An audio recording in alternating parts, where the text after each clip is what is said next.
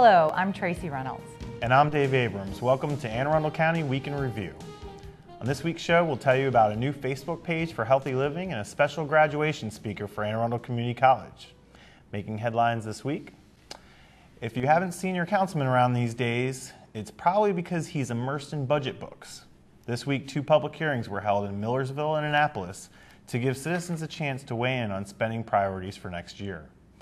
Hundreds of people attended the meetings, and most of them had education in mind. Parents, students, and teachers advocated for more funding to build new schools and decrease class sizes. Councilman made it clear to members of the public that testified that they supported education but faced fiscal challenges. The $1 billion operating budget is stressed by a difficult economy and low revenues. County Executive Leopold said of the budget, "Education received a larger increase than any other area of our annual budget despite fiscal challenges. My recommendations call for no furloughs or layoffs of teachers so that classroom instruction is uninterrupted." The council must pass a balanced budget by June 1. If you have been online lately, you probably already know about all of the Facebook pages the county has.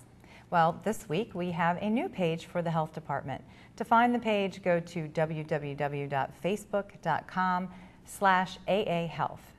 The page is new, so it needs friends. Please stop by and click like to get regular updates from the health department on all kinds of issues from flu shots to bed bugs to quitting smoking.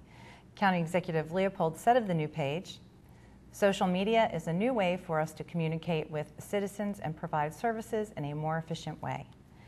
You can view a list of all of our Facebook pages by going to www.aacounty.org and clicking on the blue Facebook icon at the bottom of the page. Well, in this week's Hot Topics, the Anne Arundel County Fire Department responded to 1,381 calls for service. This included 1,097 emergency medical calls and 95 fire calls. This week, 4 people were critically injured in 2 different accidents throughout the county. With me now to tell us more about these incidents is Division Chief Michael Cox of the Anne Arundel County Fire Department. Chief. Thanks, Dave. The first incident occurred just before 2 p.m. on Tuesday, May 10th, 2011. At this time, Anne Arundel County firefighters responded to a reported motor vehicle collision near number 20 Gambrels Road. The first unit to arrive on the scene reported a single vehicle rollover accident. In this case, it appears that the vehicle rolled over and struck a tree, trapping the driver in the vehicle. In all, it took firefighters working at the scene about 10 minutes to extricate the trapped occupant utilizing specialized hydraulic rescue tools.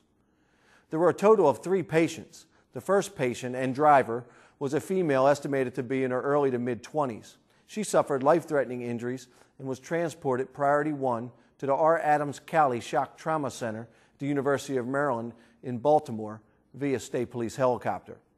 The second and third patients were children ages 1 and 2. They suffered minor injuries and were transported to the Baltimore-Washington Medical Center in Glen Burnie via ground ambulance.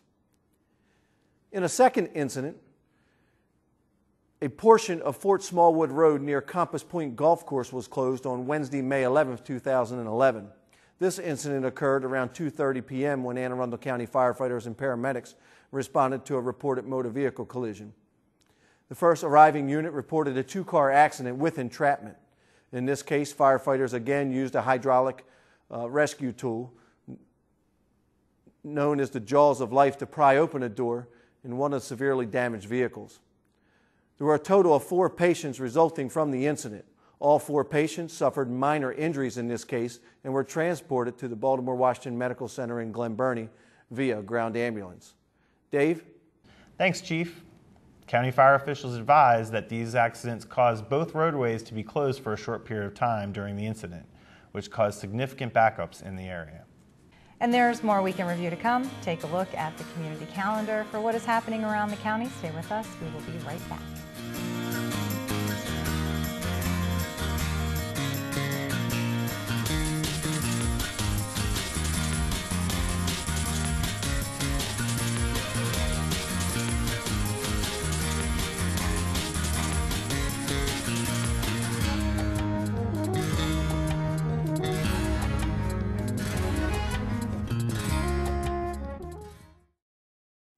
County Executive John Leopold wants to remind all residents that an animal should never be left unattended in a vehicle during the hot summer months.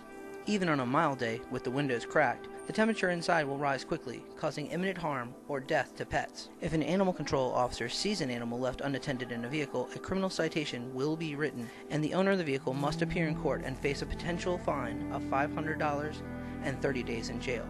Don't put your animal in harm's way, even on a mild day. Don't leave any pets unattended in vehicles.